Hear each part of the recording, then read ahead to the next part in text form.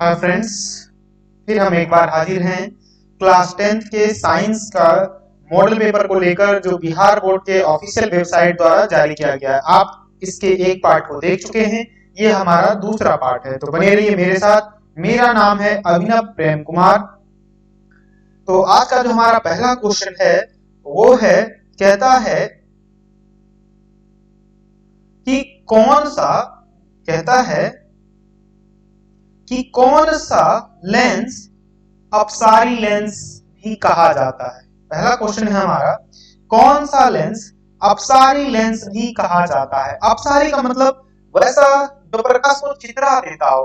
तो हम लोग जानते हैं कि इस लेंस में क्या होता है, जो आने वाली प्रकाश होती है वो ऐसे निकल जाता है। क्या करता है? ऐसे निकल जाता है। इसको क्या बोलते हैं हम लोग? इसको बोलते हैं अपसरित होना। क्या बोलते हैं इसको? अपसरित होना। तो इस तरह का जिस लेंस में गुण होगा उसको हम लोग क्या बोलेंगे? अपसारी लेंस। क्या बोलेंगे? अपसारी लेंस। तो ये हम लोग जानते हैं कि ये अवतल लेंस है। क्या है? अवतल लेंस है। तो हमारा आंसर क्या हो जाएगा? अवतल लेंस। बढ़ते हम लोग अगले क्वेश्चन की तरफ। तो हमारा अगला क्वेश्चन है, कहता है प्रकाश का प्राथमिक वर्ण कौन है? प्रकाश का प्राथमिक वर्ण कौन है? तो लाल भी है, नीला भी है और हरा भी है। तो ये उपयुक्त में तीनों की प्राथमिक वर्ण के तहत तीन रंग आते हैं, वो ये है। तो आंसर हमारा आ जाएगा उपयुक्त में सभी। बढ़ते हम लोग अगले क्वेश्चन की तरफ। अगला क्वेश्चन है, कहता है निम्नलिखित में कौन नेत्र का रंगीन भाग होता है?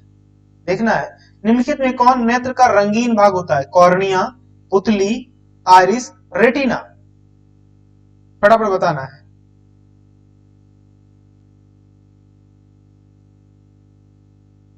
तो जो पुतली है, सॉरी, कॉर्निया जो है वो क्या होता है? रंगीन भाग होता है। कॉर्निया क्या है?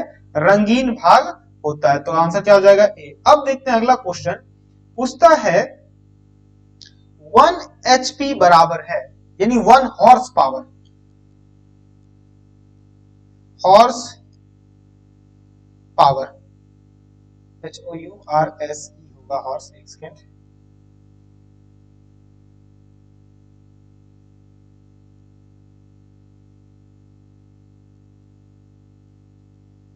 हॉर्स पावर, अश्व शक्ति। हिंदी में क्या बोलते हैं इसको? अश्व शक्ति।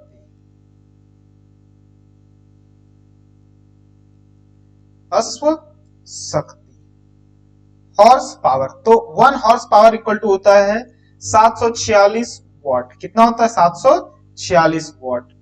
बढ़ते हम लोग अगले क्वेश्चन की तरफ। कहता है विशालक शीशा, ठीक, मैग्नीफाइंग ग्लास होता है। विशालक मतलब यहाँ कुछ नहीं है, मैग्नीफाइंग मतलब जो छोटे चीजों को बड़ा दिखाता है। ये किस तरह में, किस लेंस में गुण पाया जाता है? तो हम लोग जानते हैं कि यह लेंस जो है कौन सा होता है? उत्तल लेंस। आप लोग कंपास में देखे होंगे, कभी ऐसे पकड़ के जो होता है, हम लोग कभी कभी देखते हैं कंपास में आता था गोल जैसा, तो उसमें कौन सा लेंस होता था? उत्तल लेंस होता था। तो बढ़ते हम लोग अगले क्वेश्चन की तरफ। कहता है जब किसी चालक तार से विद्युत धारा प्रवाहित होती है तो गतिशील कण है। परमाणु गतिशील नहीं होता, आयन गतिशील नहीं होता, ना ही प्रोटॉन गतिशील होता है। तो गतिशील कौन होता है? इलेक्ट्रॉन होता है। कौन होता है? इलेक्ट्रॉन। क्योंकि विद्युत धारा के प्रवाह के लिए इलेक्ट्रॉन ही सबसे ज्यादा जिम्मेदार है। जिस धातु में इलेक्ट्रॉन, फ्री इलेक्ट्रॉन जितना अधिक होगा, उसका जो है कि विद्युत चालकता उतनी ही अच्छी होगी। बढ़ते हम लोग अगले क्वेश्चन की तरफ। तो अगला क्वेश्चन है एम्पियर घंटा मात्रक है। पहला है शक्ति का, आवेश का, अगला है ऊर्जा का, और इनमें से कोई नहीं। ये हमारे पास चार ऑप्शंस हैं। पहला ऑप्शन है हमारा शक्ति का, आवेश का, ऊर्जा का, और इनमें से कोई नहीं। तो हमारा ये हो जाएगा शक्ति का, यानी एम्पियर घंटा। बढ़ते हम लोग अगले क्वेश्चन की तरफ।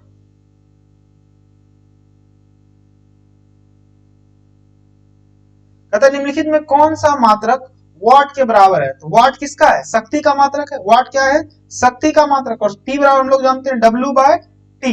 W यानी जूल और T मतलब टाइम, तो जूल पर सेकेंड, जूल पर सेकेंड जो है वो क्या होगा, वाट के बराबर होगा, यानी आंसर क्या हो जाएगा हमारा, ए हो जाएगा। आंसर क्या होगा, ए हो जाएगा। बढ़ते हम लोग अगले क्वेश्चन की तरफ। कहता है विद्युत धारा का मात्रक, तो विद्युत धारा का जो मात्रक है वो क्या होता है, एम्पियर होता है। विद्युत धारा का मात्रक क्या होता है, एम्पियर होता है। वोल्ट किसका मात्रक है, तो वोल्ट विभवांतर का मात्रक है। वोल्ट क्या है, विभवांतर का मात्रक है। ओम है प्रतिरोध का, ओम क्या है, प्रतिरोध का।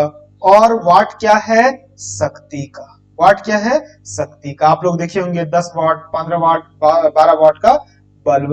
अब कहता है ग्लोबल वार्मिंग के लिए उत्तरदायी गैस कौन सा है। ग्लोबल वार्मिंग के लिए, तो जो ग्लोबल वार्मिंग के लिए है वो O2 भी नहीं है, NH3 भी नहीं, तो कौन है, CO2, कार्बन डाइऑक्साइड जो है कि ग्लोबल वार्मिंग।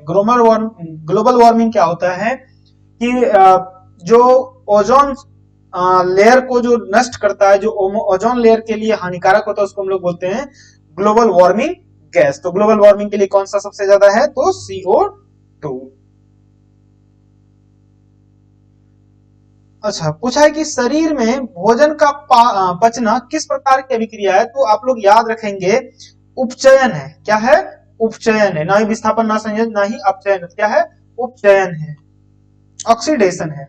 बढ़ते हम लोग अगले क्वेश्चन की तरफ। कहता है कली चूना पर जब डल डाला जाता है तो अभिक्रिया होती है। तो आप लोग देखे होंगे जब आप घर को पेंट उंट कर रहे होंगे चूना से, और उसपे जब पानी डालते होंगे अचानक उससे तेज भाप निकलता है या फिर उष्मा निकलती है, इसलिए यह अभिक्रिया जो होती है वो कैसी होती है, उष्मा शोषी नहीं, सॉरी, उष्मा छेपी होती है, नहीं उष्मा उससे निकलती है।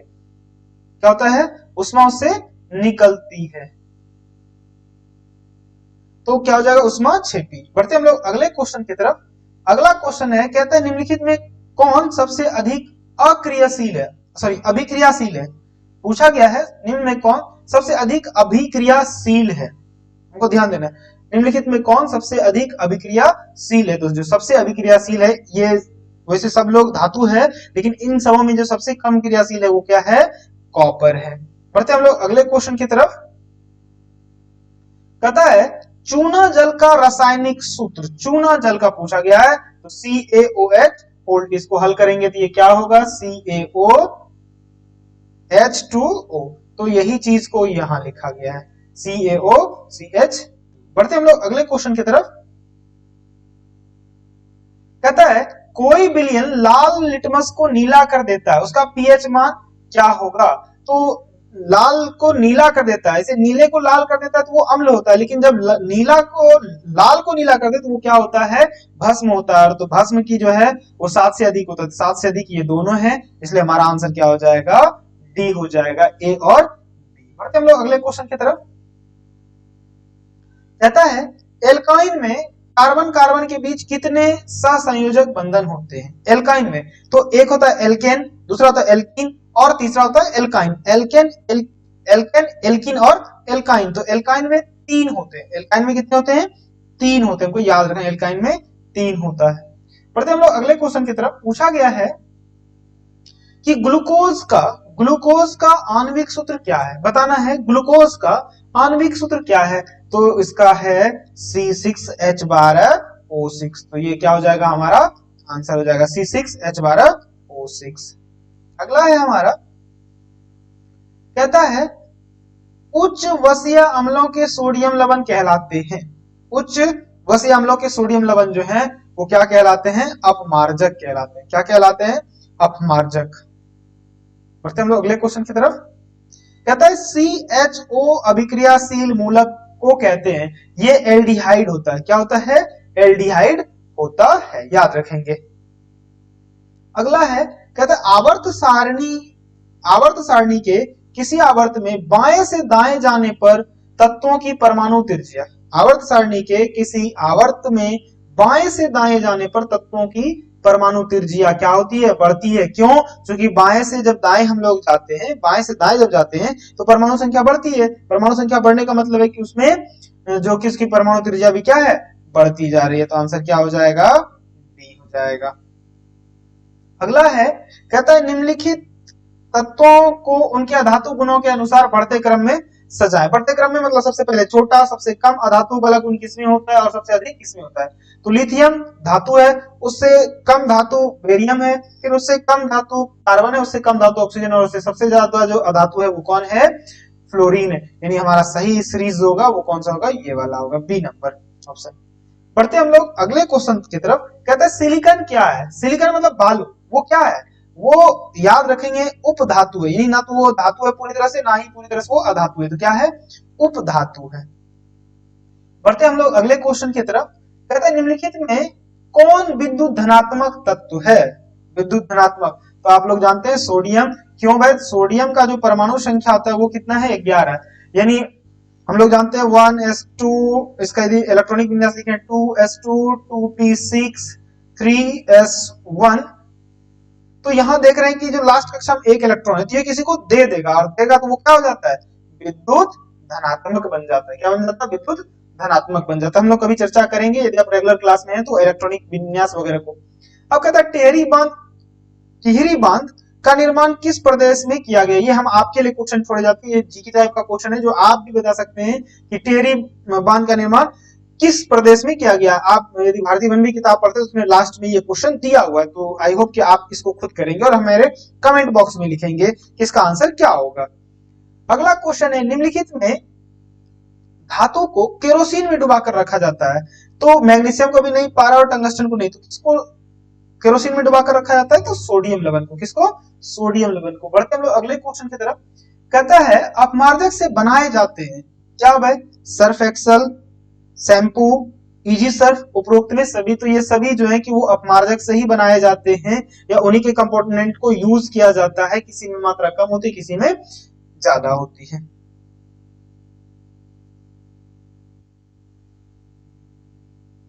या फिर हम लोग यहाँ कह सकते हैं सबसे ज्यादा इसके लिए जो होगा वो इजी सर्फ है, जो कि इसी में से एक का उदाहरण है। तो आंसर हमारा उपरोक्त में सभी का लगाएंगे।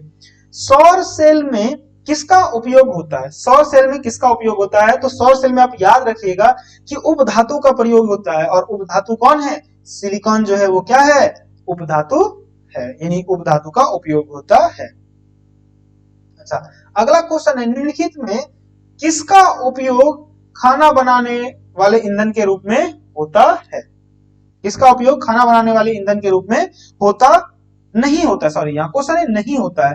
तो एलपीजी, बायोगैस, कोयला तीनों का खाना बनाने में होता है, लेकिन जो सीएनजी है वो खाना बनाने में नहीं होता है। तो बढ़ते हम लोग अगले क्वेश्चन की तरफ। कहता है कि C2Cu plus O2 equal to 2CO है। ऑक्सीकरण है, अपघटन है, उदासीनीकरण है और विस्थापन है। हम लोग यहाँ देख रहे हैं कि अभिक्रिया में ऑक्सीजन क्या हो रहा है, जुड़ रहा है। तो ऑक्सीजन जब जुड़ता है तो उसको हम लोग क्या बोलते हैं, ऑक्सीकरण बोलते हैं, ऑक्सीडेशन बोलते हैं। तो आंसर हमारा क्या हो जाएगा, ए हो जाएगा। अब कहता है कि निम्नलिखित में से कौन सा समीकरण संतुलित नहीं है। ध्यान दीजिएगा, निम्नलिखित में कौन सा समीकरण संतुलित नहीं है।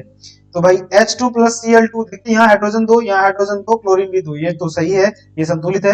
अच्छा, ये देखते हैं यहाँ भी हाइड्रोजन 4, ऑक्सीजन 2, तो हाइड्रोजन 2 दूना 4 और ऑक्सीजन 2, ये भी संतुलित है। यहाँ देखते हैं कि 2 पोटेशियम है और क्लोरीन जो है वो भी 2 है, यहाँ भी क्लोरीन 2 है, ऑक्सीजन 3 दूना 6 है, यहाँ भी ऑक्सीजन 3 दूना 6 है। यानी ये और ये तीनों ए सी डी जो है कि संतुलित है। तो असंतुलित कौन है, ये वाला। कैसे, यहाँ देखते हैं PbO, ऑक्सीजन कितना है, 3 दूना 6 है, तो यहाँ ऑक्सीजन 2 2 4 1 5 ही है। तो ये क्या है, असंतुलित है, यानी असंतुलित नहीं है।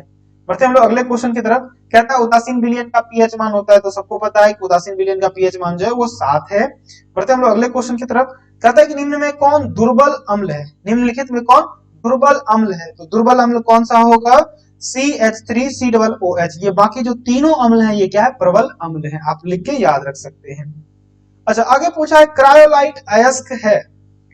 क्रायोलाइट अयस्क है, बताना है किसका है, क्रायोलाइट अयस्क है, बताना है। देखते हैं फटाफट आप लोग आंसर लिख दीजिए, देखते हैं कौन सही दे पाते हैं इसका। कौन है क्रायोलाइट,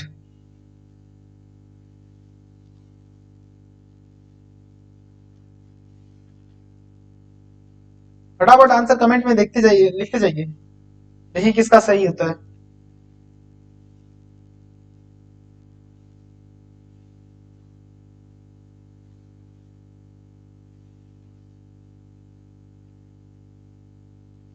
फटाफट आप लोग लिखिए, देखते हैं किसका होता है सही होता है।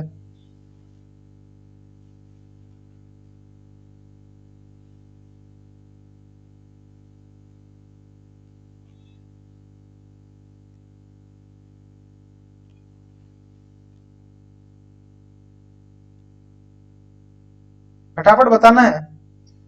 लोहा का तो नहीं होगा, तांबा का भी नहीं, तांबा छोड़ते, मैग्नीशियम भी नहीं होगा, एल्युमिनियम भी नहीं होगा, फटाफट बताना है।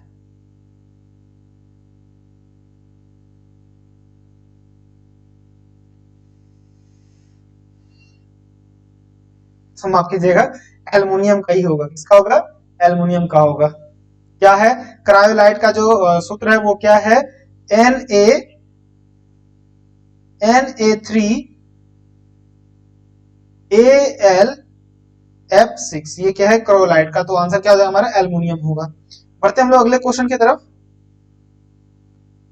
अच्छा, ये पूछा गया है पोटेशियम की परमाणु संख्या है, बताना फटाफट। ये भी आसान है। पोटेशियम की परमाणु संख्या, काफी आसान सवाल है कि पोटेशियम की परमाणु संख्या कितनी है। देखते कौन दे पाता है फटाफट आंसर।